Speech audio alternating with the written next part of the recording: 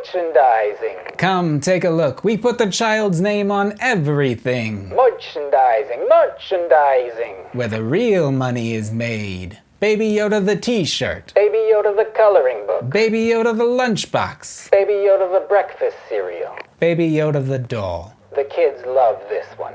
And last but not least, Baby Yoda the Lego set. Adorable. Isn't it? Hello everyone, I'm Josh. This is Josh Build Stuff, and today we are talking about the brand new LEGO Razor Crest. This set just came out in September 2020, contains 1,023 pieces, is suitable for ages 10 plus, and costs $130. For those unaware, this is the Razor Crest. That's the Mandalorian's ship from the show The Mandalorian. And if you somehow haven't watched that show, first of all, go watch it right now. It's available on Disney Plus and season 2 is coming out in October. Second of all, this is the show that launched the Baby Yoda craze that's sweeping the nation and apparently is sweeping my office. But this is the LEGO set which has introduced the official Baby Yoda minifigure that we have all been waiting on for so long. At least I have. I assume everyone else has too.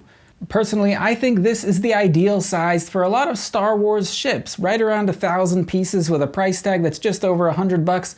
I think for that, you get a ship that's a really good size, you get a lot of details, it's not too expensive, but it's big enough to display, but not too big that you have to figure out a place where you're gonna put it. You end up getting a lot of great minifigures, and this set is no exception. So let's take a closer look at this set, and I will give you some of my opinions on the features, the minifigures, and the build. Normally, we start these videos talking about set details, but not today. Can you guess why? Because of this sweet dual-wielding Greef Karga minifigure. No, of course not. It's because of Baby Yoda in tiny, itty-bitty, adorable minifigure form, scale. I don't know, he's really little and kind of adorable and really hard to focus on this camera. Here we go. There you are, Baby Yoda. Hey, bud. There he is. So I'm currently displaying him being held by the Mandalorian himself for a couple of reasons. One, to show his scale. He is actually very tiny standing next to a regular size minifigure, which is pretty small already, but look at this little dude, he's so small. Secondly, I'm showing him with the Mandalorian because you can see that he is a single stud piece wide, the size of like a 1x1 stud, but that means that he can be stuck to single studs and therefore can be held by other minifigures kind of like that. Though in this form, it kind of looks like he's a little Baby Yoda puppet or a ventriloquist dummy, which is a little weird, and I do wish that some form of Baby Yoda's crib or his pram or that little hover pram thing that he had was included with this set, but unfortunately there's nothing like that in this set. This little guy's headpiece is a little molded rubber piece, so you can see that he's got some flex to his ears, but the rest of him is all the normal hard Lego plastic piece. His arms do not move, nor do his legs, so his entire body is one piece, but he does have little adorable Lego hands, though they can't actually grip anything, they're kind of filled in, but still, look, they're so small, it's so cute. Obviously, this little guy is a big draw to this set, but if you didn't own the Mandalorian yet, which was available in the AT-ST Raider set released last year, this is the same figure from that set, and it still looks really good, though I do wish we got a different version of the Mandalorian, maybe one with his shinier armor set. Next up is IG-11, who was definitely a great character in the show, though I don't think this version of the droid brings us anything that we haven't already seen in previous IG versions like the IG-88 that we have seen across many sets in the past. We also get a single scout trooper, but no scout bike. But if you remember in the last episode of The Mandalorian, it starts out with a great scene between two scout troopers hanging out with Baby Yoda. They're all just having a great time. So it makes sense that a scout trooper was included with this set, though we don't get any speeder bikes or any additional accessories. Even so, I really like this newer version of this trooper. This helmet I think is really well detailed. I don't think this is new for this set, but it is definitely newer, and I think it looks very nice. Next up is a character who is new to this set. This is Greef Karga. At least his torso piece is new, maybe his face, I'm not sure, but he is dual wielding a couple of pistols, which is accurate to the show and makes him a very cool character and cool minifigure. He does have a double-sided headpiece with two expressions. This is what I'm going to call Glad Greef, and this is what I'm going to call Grumpy Greef. So let's talk details, and let me start off by saying I have always liked the general look and shape of this ship. I think it looks really sleek and cool from just about every angle. It really reminds me of the Serenity from Firefly, both in look and I guess kind of the philosophy of the ship, because it's kind of go anywhere, answer to no one, do your own thing. I think that's one of the many parallels between Serenity and the Mandalorian, but I'm not going to get into that right now. Let's look at the details of this ship. I think the second this ship was seen in the show, we all knew we were getting a Lego set of it, we just didn't know when. And I've got to say, I'm pretty happy with what we've got. A lot of very talented mock designers and builders have made their own versions of this ship, but the official version that we got, I think, looks really nice.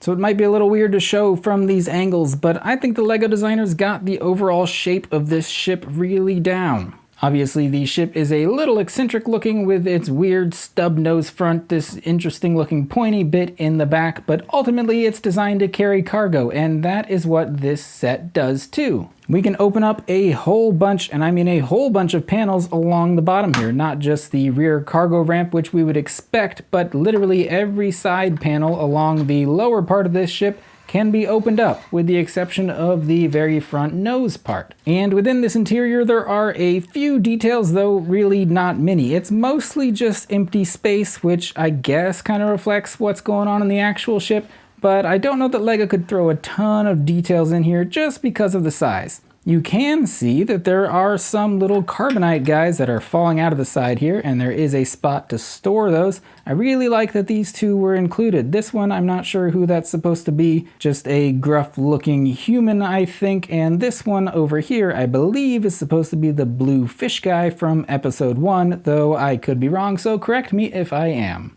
Like I said, these two dudes slot in right here, which is roughly where they were in the actual ship, though obviously there was a bit more detail to the ship around where those carbonite figures would hang out. In the front right here is what I think is supposed to be the Mandalorian's bedroom. This is the typical design for a bed in a Lego set, and there are some details on the walls, but those are all achieved through the use of stickers. There is some exposed structural stuff up in here, which isn't ideal, and you even see some of that when the doors are closed, but ultimately this ship must have been really kind of weird to design, so I'm not really faulting Lego for that. On the opposite side to the Mandalorian's bedroom is some storage for, I don't know, guns or whatever else. There is one picture on the box that shows it storing a couple of the extra blaster bolts, and so that's what I have sitting in there right now. In this cockpit area, which we actually see a few times throughout the show, there is a couple of seats with a single control panel. So it's a little tight in there, but there are two seats,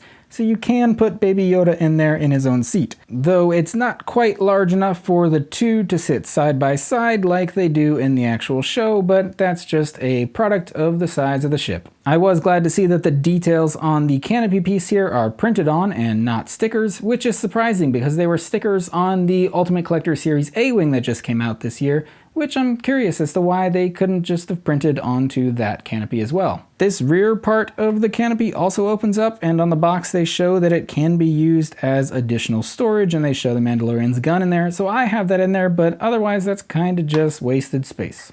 Along the top of the ship here, there are a few interesting things. One, you can see the engine pieces. I think they are decently well detailed, though they do rely on mostly sticker along the outside, but I think their overall look and feel matches pretty well to the actual ship.